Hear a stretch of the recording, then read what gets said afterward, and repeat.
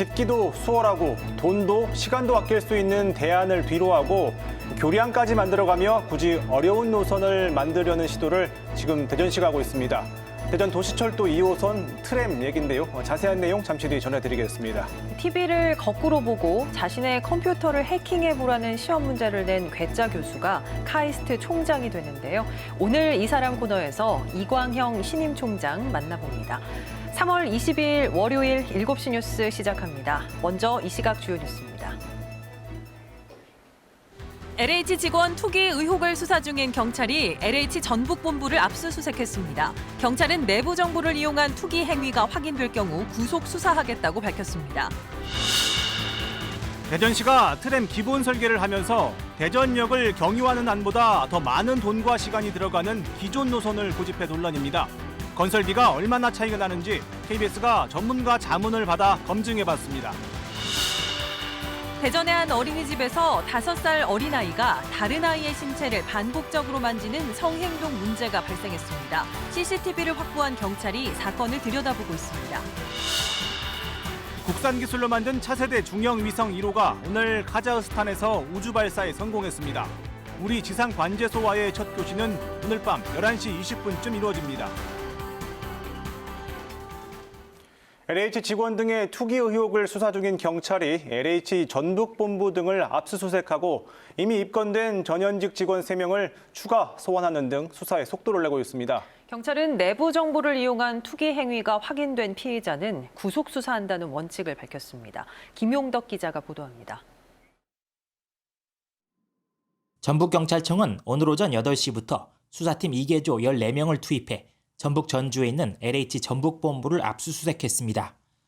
어떤 물건 압수수색하셨습니까? 경찰은 부패방지법 위반 혐의로 입건된 직원 2명의 자택 등도 압수수색했습니다. 이들은 내부 정보를 이용해 경기도 광명 3기 신도시와 전라북도 내 개발 지역에 투기한 혐의를 각각 받고 있습니다. 시민단체의 의혹 제기로 고발된 LH 전현직 직원들에 대한 조사도 이어져 경기 남부경찰청은 오늘 현직 직원 2명, 전직 직원 1명을 불러 조사했습니다. 불법 투기 혐의 인정하시는 겁니까? 오늘 조사 앞두시고 신경 한 말씀 해주세요. 성실히 하겠습니다. 경찰은 나머지 9명에 대한 소환 조사도 이번 주 마무리하고 구속영장 신청 여부를 검토할 방침입니다. 이런 가운데 김창룡 경찰청장은 내부 정보 부정 이용 등 지위를 이용해 부동산 투기 행위를 한 공직자에 대해서는 원칙적으로 구속 수사할 방침이라고 밝혔습니다. 경찰은 오늘 오전 기준 61건 309명에 대해 내사나 수사가 진행 중인데 이 가운데 72명이 공무원이나 공공기관 직원이라고 밝혔습니다. 국가수사본부는 지난주 정부 합동조사단이 수사 의뢰한 23명에 대해서는 오늘 중 경기 남부청에 대부분 배당하고 청와대 경호처 직원 투기 의심 사례도 수사 의뢰서가 도착하는 대로 관할을 정해 배당할 예정이라고 설명했습니다. KBS 뉴스 김용덕입니다. 전 행정중심 복합도시 건설청장이 재임 시절 세종시 국가산단 예정지 인근 땅을 매입했다는 KBS 보도와 관련해 정부 합동특별수사본부가 내사에 착수했습니다. 특수본 관계자는 해당 의혹에 대해 내사에 착수해 사실관계를 확인하고 있다고 밝혔습니다. 전 행복청장 A씨는 재임 시절인 2017년 4월 국가산단 예정지와 1km가량 떨어진 세종시 연기면 누락리에 아내 명의로 토지 2,400여 제곱미터를 사들인 것으로 확인되었습니다. 다음 소식입니다. 대전 도시철도 2호선 트램의 정거장 수와 위치 등을 조정하는 기본 설계가 현재 한창 진행 중입니다. 하지만 대전의 관문이자 이용기획 수요가 많을 게 뻔한 대전역은 이 정거장에서 빠져 있는 기존 노선이 그대로 추진되고 있습니다. 대전역을 정거장에 추가해야 한다는 많은 전문가들의 목소리를 대전시가 외면하고 있는 건데요. 그런데 KBS 취재 결과 대전시가 대전역 인근 두 정거장 사이에 기존 노선을 유지하기 위해 200억 원이 넘는 돈을 들여 교량 건설을 뒤늦게 추진하고 있었습니다. 과연 대전 시민들은 이걸 어떻게 생각할지 이정은 기자가 취재했습니다. 대전 도시철도 2호선 트램의 기본 설계 추진 계획안입니다. 대전역 인근 정거장인 인동역과 대동역을 연결하기 위해 대동천을 따라 교량을 새로 설치하는 안이 제시됐습니다. 대동천 옆 도로 폭이 좁아 트램이 다닐 수 없다며 하천변 자전거 도로 위로 700m 정도 트램 전용 교량을 신설해 트램이 달리게 한다는 겁니다. 대전 도시철도 2호선 전체 36km 노선 중 교량을 설치한 건 이 구간이 유일합니다. 그동안 트램 전문가들이 두 정거장 사이 교량을 건설할 바에야 인근 대전역을 경유하면 공사비 절감과 이용률 증가 등의 효과가 크다며 조정을 건의했지만 대전시는 받아들이지 않았습니다. 2016년도 7월 달에 지역 주민이라든가 정치인들 그런 의견을 물어서 현재 노선으로 가는 거로 결정된 상황이기 때문에요. 합의했던 게 벌써 10년 전이고. 그렇죠. 당초는 지하철로다가 이제 96년도에 결정됐던 상황이고. 무려 25년 전 만들어진 대전 도시철도 2호선 노선을 지키기 위해 멀쩡한 주민 산책로 위에 교량을 세우는 안까지 등장한 겁니다. 아직 구체적인 건설비는 검토 중인 상황. KBS가 전문가 자문을 얻어 건설비를 산출해 비교해봤습니다. 대전시가 추진 중인 기존 노선 안에서 트램은 인동역과 대동역을 직선으로 지나지만 교량이 신설되면서 건설비가 230억 원대로 추산됐습니다. 반면 두 정거장을 그대로 두고 대전역 정거장을 추가하는 안은 1km 정도 노선이 늘어나고 정거장도 1개 추가되지만 총 건설비는 비슷했습니다. 킬로미터당 180억 원에 이르는 교량 건설비가 빠지면서 정거장이나 노선 추가 비용을 상쇄한 겁니다. 일반적으로 우리가 노면 위를 통과하는 그 트램에 비하면 약 한 4-5배 정도 많은 사업비가 소요되기 때문에 사업 비용 측면에서 역시 좀 불리하다고 볼 수 있습니다. 대전시는 올해 말까지 정거장을 추가하거나 위치를 조정하는 등 기본 설계를 마무리할 계획이지만 여전히 대전역 정거장 경유 계획은 없다고 밝히고 있어 이에 대한 논란이 계속될 것으로 보입니다. KBS 뉴스 이정훈입니다. 대전의 한 어린이집에서 5살 남자아이들이 같은 나이인 여자아이의 특정 신체 부위를 강제로 만지는 영유아 성행동 문제가 발생했습니다. 이런 일이 다른 지역에서도 잇따르자 보건복지부가 지난해 매뉴얼까지 내놨지만 문제가 반복되고 있어 세심한 교육이 필요해 보입니다. 백상현 기자입니다. 대전의 한 가정 어린이집, 교실 한쪽에 남자아이 3명과 여자아이 1명이 모여 있습니다. 선생님이 자리를 비운 사이 5살 남아 2명이 같은 나이인 여아의 특정 부위를 찌르는 듯한 행동을 하는 게 CCTV에 담겼습니다. 어디서 했니? 그러니까 반 매트 위에서 앉아 있었어 나는. 그런데 그 가해자 그 아동이 손가락으로 하지 말라고 밀치고 했는데 계속했어라고 이야기를 하더라고요. 피해 아동 보호자는 지난 1월과 지난해 8월에도 이런 일이 있어 어린이집의 재발 방지를 요구했지만 별다른 대책이 없었다고 주장합니다. 그 아이와 격리 분리시켜 달라고 요구를 했습니다. 그게 잘 지켜진 것 같아요? 아니요. 그러니 2번째가 있었고 3번째. 어린이집 측은 피해 아동과 행위 아동에게 주의를 기울였지만 한계가 있다면서 나이별로 5개 반만을 운영해 분리 조치를 하기는 현실적으로 어려웠다고 말합니다. 이런 문제는 전국에서 잇따르고 있습니다. 지난 2019년에도 성남의 한 어린이집에서 5살 여아가 동갑인 남아에게 성행동 문제를 겪었다는 국민청원이 올라와 큰 논란이 되기도 했습니다. 이 때문에 보건복지부가 성행동 위험도에 따라 3단계로 구분해 대응하는 매뉴얼을 내놓았지만 실효성은 의문입니다. 칼로 무자르듯이 인디케이터대로 이렇게 하는 것도 상당히 원에서나 학교 현장에서는 어려운 문제예요. 아이들한테 저번에 전체적으로 교육을 시키고 민감도를 높였어야 된다는 거죠. 또 영유아 성행동 문제를 투명하게 공개해서 지역사회와 부모가 아이들이 두려워하거나 상처받지 않는 방식의 세심한 교육을 해 함께 문제를 해결해야 한다고 말합니다. KBS 뉴스 백상현입니다. 대전에서 신축 상가를 분양받은 사람들이 자신도 모르는 새 이 소유권이 다른 사람에게 넘어가면서 분양대금 20억 원가량을 날릴 처지에 놓였습니다. 이들은 시행사가 안내하는 신탁사의 계좌로 분양대금을 입금해서 안심했는데 이 피해를 고스란히 떠안게 됐다고 주장하고 있습니다. 한솔 기자가 취재했습니다. 2016년 대전의 한 신축 상가를 분양받은 이도원 씨. 그런데 준공 직후 해당 상가의 소유권이 다른 사람에게 넘어갔다는 사실을 알게 됐습니다. 다른 사람이 이 씨보다 먼저 소유권을 등기한 겁니다. 이 씨와 같은 피해자가 해당 건물 한 층에서만 6명, 은행에서 중도금을 빌려 시행사가 안내한 신탁사 계좌로 25억 원을 입금했는데 이를 날릴 처지에 놓였습니다. 말도 못하죠. 예를 들면 카드도 제대로 하나도 쓸 수 없는 상황이고 경제 활동은 더더군나 이렇게 할 수 없는 그런 상황에서 이들은 시행사가 상가를 이중으로 분양해 이런 피해가 생겼다며 시행사 대표를 검찰에 고소해 수사가 진행 중입니다. 이들은 계약 당시 신탁회사 계좌로 입금해 안전하다는 시행사의 설명만 믿고 안심했습니다. 그러나 이들이 이용한 신탁은 문제가 생겼을 때 신탁회사가 분양대금을 돌려줄 의무가 없는 상품이었습니다. 전문가들은 신탁 종류에 따라 신탁사의 분양대금 반환 여부가 달라지기 때문에 내용을 자세히 살펴야 한다고 조언합니다. 신탁회사로 돈이 들어가면 분양자들의 보증보험은 어떠한 경우에도 보장이 된다라고 생각을 한 부분이 어떻게 보면 큰 실수였다라고 보는 거죠. 또 피해를 막기 위해서는 법원에서 신탁 원부를 발급받아 수익자와 수분양자 보호장치 등 정확한 신탁 관계 확인이 필요합니다. KBS 뉴스 한솔입니다. 네, 주요 이슈를 골라 이해하기 쉽게 키워드로 풀어보는 뉴스픽 시간입니다. 보도국 한보선 기자 나와 있습니다. 한 기자, 네. 바로 첫 번째 키워드 볼까요? 네, 오늘의 키워드 야 너도?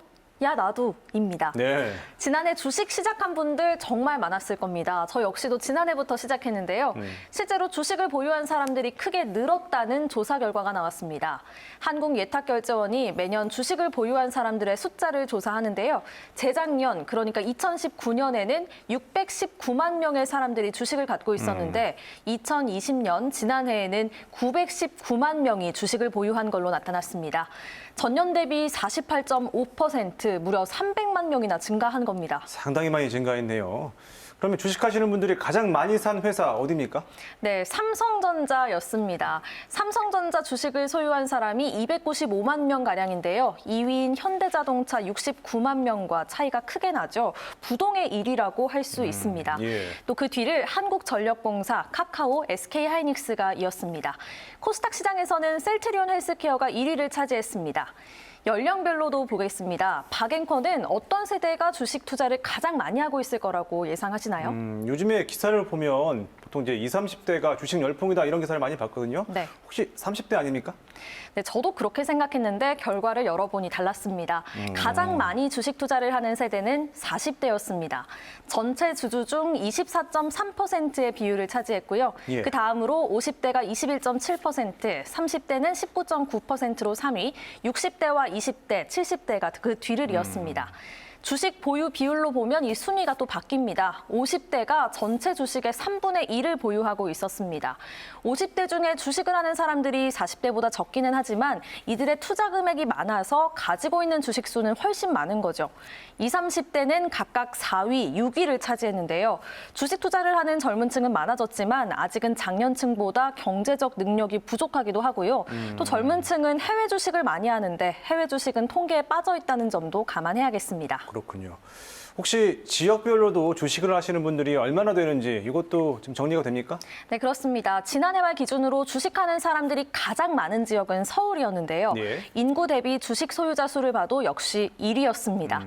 보유 주식 수도 57.2%로 압도적입니다.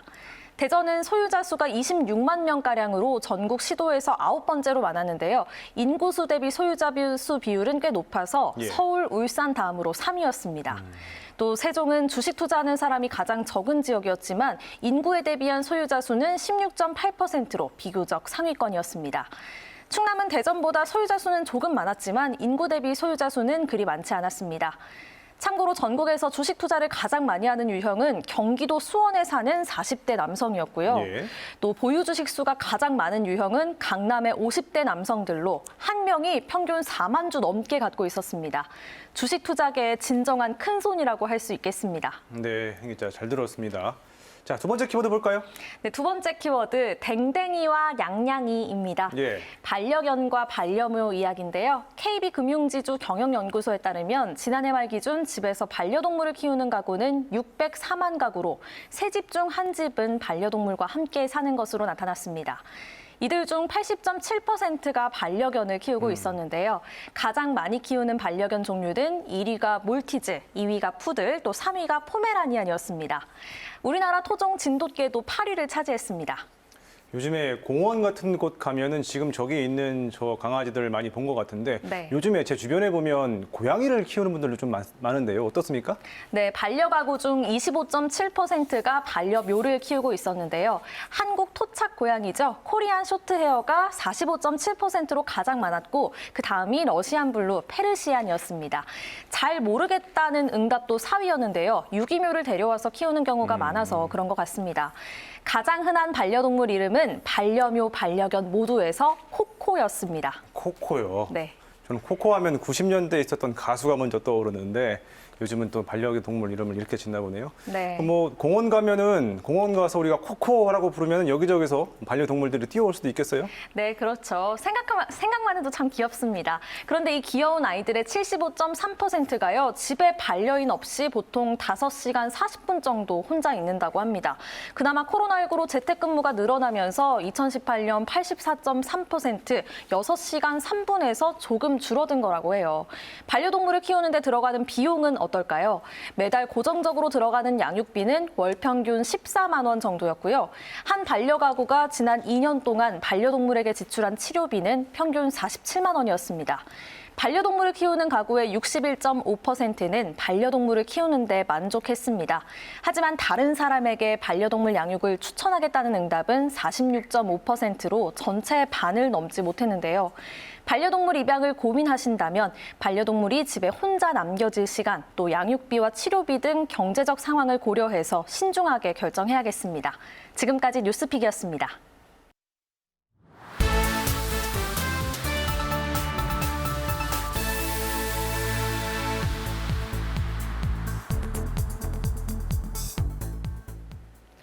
네, 코로나19 신규 확진자는 415명으로 엿새째 400명대로 확인됐습니다.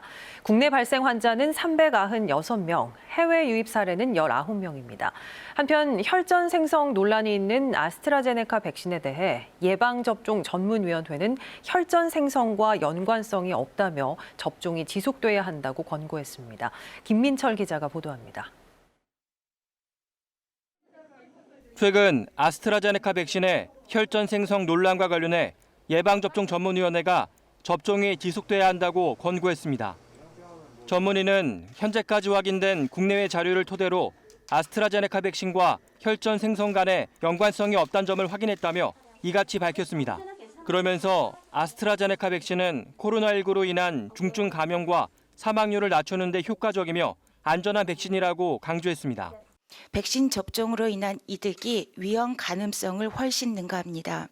이에 예방접종 전문위원회는 코로나19 백신을 접종받을 순서가 되신 대상자께서 미루지 말고 백신을 접종받으실 것을 적극 권장합니다.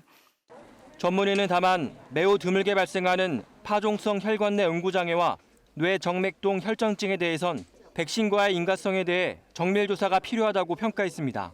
한편 방역당국은 백신을 맞고 신고된 중증 이상 반응 등 10건 가운데 2건은 접종과의 인과성이 인정됐다고 밝혔습니다. 한 건은 접종 10분 이내에 중증 정신 알레르기 반응인 아나필락시스에 합당한 임상 증상을 보였습니다. 다른 한 건은 접종 후에 고열과 경련, 다음 날 혈압 저하가 나타난 경우입니다. 2건 모두 아스트라제네카 백신을 맞은 경우이며 증상은 나아진 것으로 확인됐습니다. 영국 변이 33건, 남아공 2건 등 변이 바이러스 36건이 추가로 확인돼 국내에서 현재까지 드러난 주요 변이 바이러스는 249건으로 늘었습니다. 현재는 수도권 2단계, 비수도권 1.5단계와 5인 이상 사적 모임 금지를 골자로 하는 거리 두기가 시행 중인데 이번 주까지 적용됩니다. 방역당국은 다음 주 월요일부터 적용할 방역 기준 조정안을 며칠 더 확산 사항을 지켜본 뒤 금요일쯤 결정할 예정입니다. KBS 뉴스 김민철입니다. 유럽연합과 영국이 아스트라제네카 백신의 공급을 놓고 충돌을 거듭하고 있습니다. 급기야 유럽연합이 유럽에서 생산된 백신의 영국 수출을 중단하겠다는 언론 보도가 나왔고 영국이 반발하고 있습니다. 류호성 기자입니다. 유럽연합이 유럽에서 생산된 아스트라제네카 코로나19 백신의 영국 수출을 막았다고 현지 언론이 보도했습니다. 그러면서 네덜란드 등 유럽에서 생산된 아스트라제네카 백신은 유럽에서만 쓰도록 했다고 전했습니다. 유럽연합이 지난 1월부터 영국에 경고했던 수출 중단이 현실화된 겁니다. We are in the crisis of the century. And I'm not ruling out anything for now, because we have to make sure that Europeans are vaccinated as soon as possible. 유럽연합과 영국의 충돌은 백신이 더 필요한 상황에서 오히려 줄어들게 되자 불거졌습니다. 유럽연합은 유럽에서 생산된 백신은 영국으로 가는데 영국에서 생산된 백신이 유럽으로 오지 않는다는 입장입니다. 이 때문에 유럽연합은 백신의 유럽 수출을 통제한다는 의심의 눈초리를 영국에 보내고 있습니다. 그러나 영국은 백신 수출을 막은 적이 없다며 반발하고 있습니다. 유럽연합의 조치는 유럽뿐만 아니라 다른 나라에서도 백신을 구하는 걸 어렵게 만들 거라고 비판하고 있습니다. I mean, the European Union will know that the rest of the world is looking at the Commission about how it conducts itself on this. 유럽연합과 영국의 충돌에 화이자가 긴장하고 있습니다. 화이자는 백신의 핵심 성분을 영국에서 유럽으로 들여오고 있는데 영국이 보복 차원에서 핵심 성분의 수출을 막을 수 있다는 우려 때문입니다. 화이자는 유럽연합에 이런 우려를 전달했지만 브렉시트 등 고질적인 갈등을 겪은 유럽연합과 영국이 빨리 문제를 해결할지는 미지수입니다. KBS 뉴스 류호서입니다. 대전과 충남에서 코로나19 확진자 12명이 더 나왔습니다. 서산에서는 교회 관련 연쇄 감염으로 오늘 4명이 추가 확진되면서 누적 확진자가 모두 10명으로 늘었습니다. 방역당국은 오는 28일까지 해당 교회에 비대면 예배만을 허용하고 신도와 방문자 등 400여 명에 대한 역학조사를 진행하고 있습니다. 또 어제까지 확진자 3명이 잇따라 나온 서산의 한 중학교에 대해서도 전수조사가 진행 중입니다. 이 밖에 대전과 공주에서 각각 3명, 서산과 당진은 각각 1명씩 지역에서 산발적 감염이 잇따랐습니다. 다음 소식입니다. 국민의힘 오세훈 후보와 국민의당 안철수 후보의 서울시장 후보 단일화 여론조사가 시작됐습니다. 두 후보가 각각 기자회견을 열어 지지를 호소한 가운데 오 후보 일가의 내곡동 투기 의혹을 두고서는 신경전도 이어졌습니다. 민주당 박영선 후보는 유치원 무상급식 공약을 발표하며 정책 행보를 이어갔습니다. 김수연 기자입니다. 오세훈 후보와 안철수 후보는 여론조사 시작 직전 기자회견을 열고 지지를 호소했습니다. 중도 우파 인사들을 넓게 삼고 처리하여 명실공히 든든한 개혁 우파 플랫폼을 반드시 만들어내서 민주당 후보와의 대결에서 더 크게 이기는 후보가 야권의 지지층을 넓혀 대선에서 정권 교체를 가능하게 할 후보라는 점을 안 후보는 특히 오 후보의 내곡동 땅 관련 의혹을 직접 거론했습니다. 오 후보로 단일화되는 경우 내곡동 의혹과 관련해 새로운 사실이 더 밝혀지면 야권 후보가 사퇴한 상태에서 선거를 치를 수도 있다고 했습니다. 이에 오 후보는 안 후보 캠프에서 의존할 유일한 근거가 민주당이 제기하는 흑색선전이라고 반박했습니다. 더불어민주당은 내곡동 땅 의혹을 연일 부각하며 오 후보에 대한 공세를 이어가고 있습니다. 민주당 중앙선대위 회의에서 김태년 당대표 직무대행은 오 후보를 향해 직접 현장 시찰까지 하고 개발 사실을 몰랐다고 발뺌하는 것은 손바닥으로 하늘을 가리는 격이라고 비판했습니다. 박영선 후보는 유치원까지 무상급식을 확대하겠다는 돌봄 공약을 발표했습니다. 오세훈 후보는 10년 전에도 아이를 차별했고 그 이유로 무상급식을 반대하고 사퇴한 후보입니다. 시대의 흐름에 뒤떨어지는 낡은 행정으로 서울의 미래를 책임질 수 없다라고 생각합니다.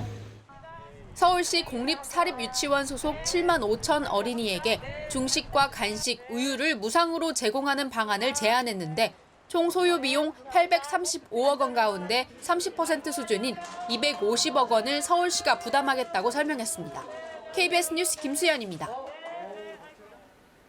국산 기술로 만든 차세대 중형 위성 1호가 당초 예정보다 이틀 늦어진 오늘 러시아 발사체에 실려 우주로 쏘아 올려졌습니다. 오늘 밤 11시 20분쯤 우리나라 지상관제소와 최종 교신에 성공하면 본격적인 임무 수행을 위한 준비 작업에 돌입합니다. 조영호 기자가 보도합니다. 카자흐스탄 바이코누르 우주센터 러시아 소유주 2.1A 발사체가 화염을 뿜으며 하늘로 날아오릅니다. 발사체에는 순수 우리나라 기술로 만들어진 차세대 중형위성 1호가 답재됐습니다.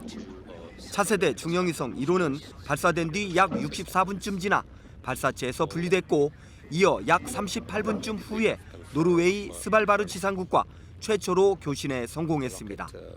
위성은 오늘 밤 11시 24분쯤 한반도 497.8km 상공을 처음으로 지나가게 되고 항공우주연구원 지상관제국과 교신을 하면 본격적인 임무 수행 절차에 돌입하게 됩니다. 위성과 교신을 수행하여 위성이 정상 상태임을 확인하고 위성이 우주 궤도에 정상적으로 진입하였음을 확인하게 됩니다.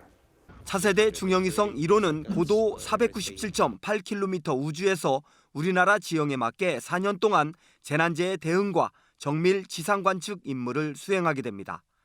차세대 중형위성 1호가 성공적으로 발사됨에 따라 우리나라 위성 개발도 민간 주도로 넘어가면서 우주 산업이 활성화될 전망입니다.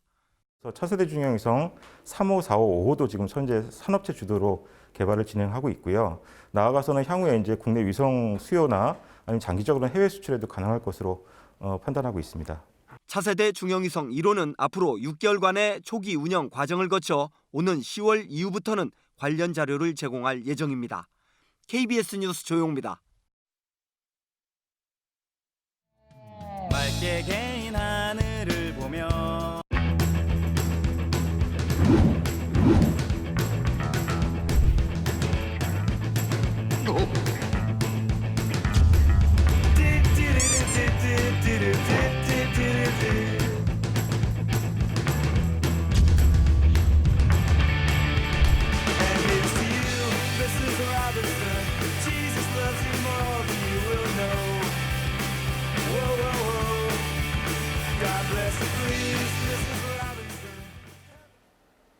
네, 앞서서 짧은 영상을 보셨는데요. 지난 8일에 취임한 이광형 카이스트 총장 직접 저희 스튜디오에 모셨습니다. 총장님 어서 오세요. 네, 안녕하십니까. 반갑습니다.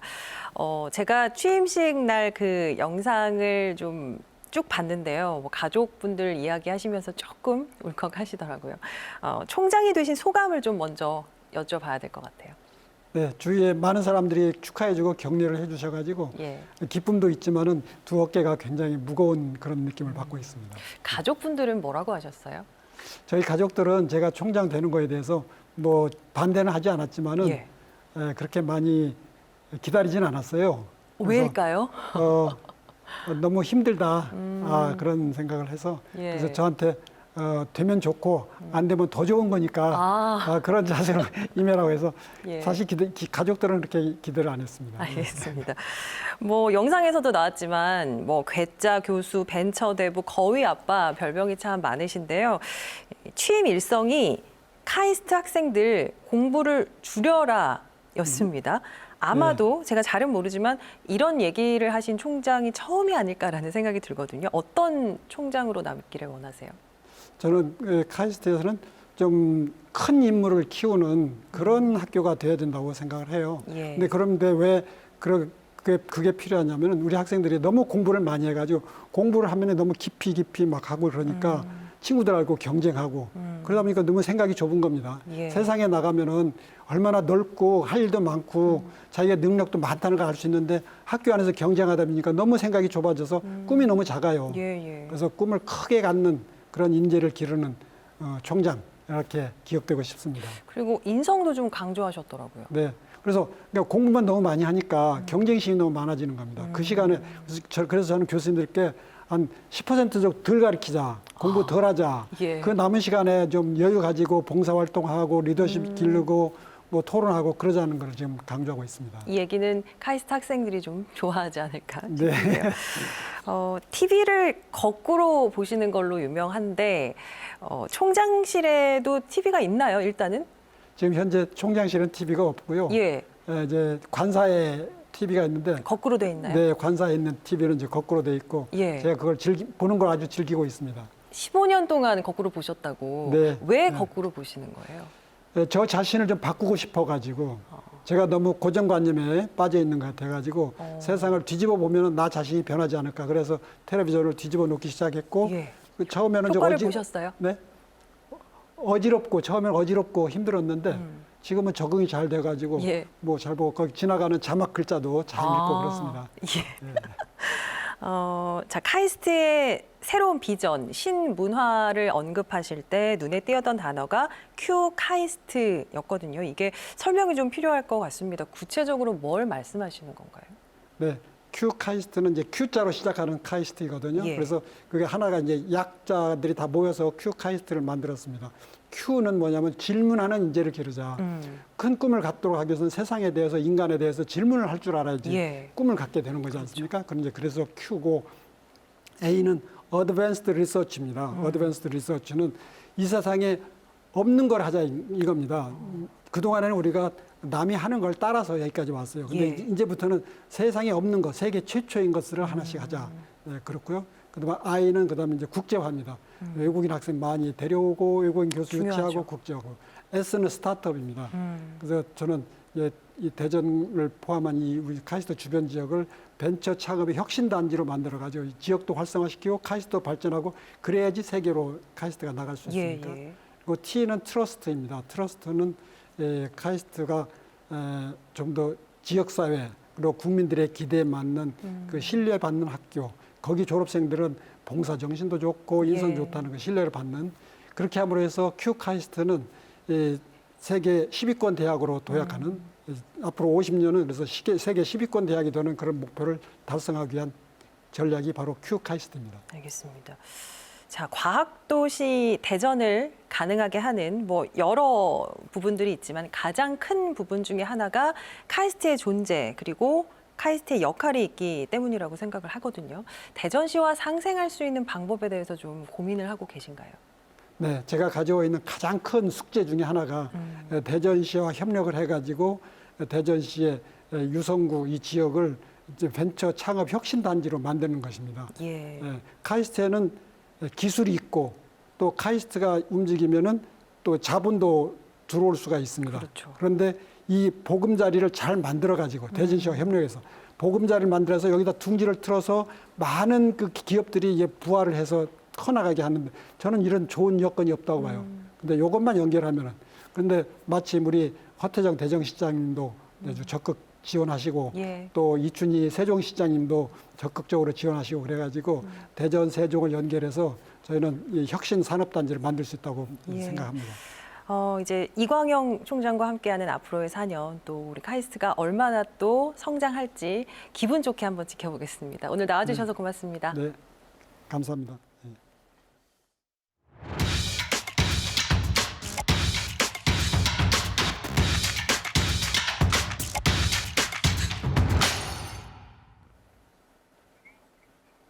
대전 둔산동의 아파트에서 재건축 대안으로 추진되는 리모델링 사업을 둘러싸고 잡음이 일고 있습니다. 이 실현 가능성도 불투명하고 이 사업을 추진한다고 해도 가구별로 적지 않은 분담금이 예상돼 일부에서 강력하게 반발하고 있기 때문입니다. 황정환 기자가 취재했습니다. 입주한 지 30년 된 대전 둔산동 국화아파트입니다. 5개 단지 2,900가구를 대상으로 리모델링이 추진되고 있습니다. 아파트를 허물고 새로 짓는 재건축과 달리 골조를 유지하면서 면적을 넓히거나 두세 개 층을 증축하는 방식입니다. 안전등급 B등급 이상이면 추진할 수 있고 초과이익 환수도 없어 재건축보다 사업 추진이 수월합니다. 추진위는 최근 정비사업 전문 관리업체를 선정하는 등 사업에 속도를 내고 있습니다. 4월 초에 설계업체 선정 후에 하반기 정도에 조합 설립하고 그리고 시공사 선정까지 할 수 있지 않을까 생각하고 있습니다. 그러나 반대 목소리도 적지 않습니다. 수직 증축에 따른 안전성 문제 등으로 전국적으로 아직 리모델링 사례가 없어 실현 가능성이 불투명하고 3.3제곱미터당 500만 원가량의 분담금도 큰 부담이기 때문입니다. 큰 돈을 들여서 리모델링을 할 필요가 있냐. 그러니까 주민들은 이대로 사는 거를 원해요. 조합을 설립하려면 66.7%의 동의가 필요하지만 일부 단지는 동의율이 20%대에 머물고 있습니다. 찬성하는 사람들이 일부 있고 반대하는 사람들이 많이 있고 그렇죠. 뭐 사실대로. 반대쪽이 더 많은 건가요? 그렇지요. 반대쪽이 많죠. 이런 가운데 사업 발표 이후 해당 아파트 매매가가 들썩이고 있어 리모델링보다는 집값을 띄우기 위한 것 아니냐는 투기 세력 개입 의혹도 나오고 있습니다. 추진위는 다음 달 사업 설명회를 열겠다고 밝혀 반대 측 주민들과의 충돌도 우려됩니다. KBS 뉴스 황정환입니다. 대전 유성 복합터미널의 전 민간 사업자가 대전시를 상대로 면허 취소 처분이 부당하다며 제기한 집행정지 청구가 기각됐습니다. 대전지법 제1행정부는 민간 사업자인 KPIH의 소명 자료만으론 신청인의 손해를 예방하기 위해 효력을 정지할 긴급한 필요가 인정되지 않는다며 청구를 기각했습니다. 앞서 대전시는 이 KPIH가 대출과 토지 매매 계약일을 지키지 못했다며 사업 협약을 해지했지만 KPIH가 무효를 주장하며 행정소송을 제기하는 동시에 면허 취소, 집행정지를 신청했습니다. 대전 지역 교사의 3분의 2가량은 전면 등교 수업에 찬성하는 것으로 나타났습니다. 전교조 대전지부가 초중고 교사 700여 명을 설문조사한 결과 전면 등교 의견이 46.7%인 342명을 차지했고 또 시차 등교제를 통한 전면 등교 확대에도 17.9%인 131명이 찬성해 전체 교사의 64.6%가 전면 등교를 지지하는 것으로 나타났습니다. 전교조는 이 설문조사 결과를 토대로 전면 대면 수업이나 시차 등교를 통한 대면 수업 확대 방안을 적극 검토할 것을 교육청에 제안했습니다. 세종시 신도시인 행복도시의 첫 호텔이 다음 달 개장합니다. 세종시는 1-5 생활권 방축천 특별계획구역에 들어서는 지상 8층에 367개 객실 규모의 베스트 웨스턴 호텔 플러스의 준공을 승인했습니다. 세종시에는 앞으로도 신라스테이 호텔, 머큐어 엠베서더 호텔 등이 순차적으로 들어설 예정으로 세종 시민과 입주 기관들의 편의가 향상될 전망입니다. 올해 발생한 산불 피해 면적이 지난해 같은 기간보다 10배나 증가한 것으로 집계되었습니다. 산림청에 따르면 올 들어 지난 17일까지 발생한 산불은 모두 142건으로 이미 548헥타르가 피해를 봤으며 이는 지난해 같은 기간보다 건수는 1.1배, 면적은 9.8배 늘어난 수준입니다. 올해 산불 원인은 입산자 실화가 31건으로 가장 많았고 논밭두렁 쓰레기 소각이 28건, 담뱃불 실화가 13건, 성묘객 실화가 10건 등이었습니다.